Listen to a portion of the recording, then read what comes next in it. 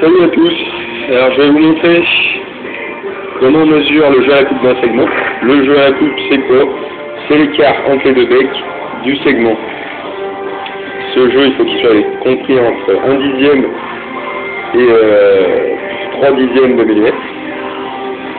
En dessous, ça casse, au-dessus, il y a des fuites, c'est pas bon, et ça finit par casser tout pareil. Donc, soit vous avez un jeu de cale, parce que vous avez un jeu de cale, soit vous êtes comme moi, vous êtes un peu radin, et vous prenez 2 bouts de papier que vous aurez mesuré au pied à coulisse, vous faites des mesures correctes, c'est moins précis évidemment, mais ça marche pareil pour les petits bricoleurs qu'on est, ça suffit amplement. On prend le segment, le cylindre dans lequel il va être monté, c'est important, il faut que ce soit le cylindre, sinon ça sert à strictement à rien de mesurer le jeu à la coupe. On le place rapidement, comme ça en haut, on prend le piston. Avec le piston, on va pousser le segment entre 5 mm et 1 cm du haut du plan de joint.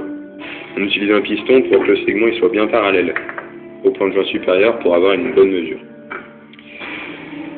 On prend la première cale pour voir si le jeu à la coupe il est au point inférieur à ce qu'il faudrait. Donc la cale de 1 dixième. On la place entre les deux becs. On voit qu'il y a du jeu. Donc on se dit c'est bon, je suis au-dessus de la limite inférieure. On prend la seconde cale de 3 dixièmes, on la place aussi entre les becs. Et là on voit qu'il y a aussi du jeu. Donc ça veut dire que l'écart entre les becs, le jeu à la coupe est trop important. Ça veut dire que le segment il n'est pas adapté au cylindre. Donc il va falloir le remplacer. Évidemment le jeu à la coupe pour un segment dans un cylindre, il ne va pas être le même que ce même segment dans un autre cylindre.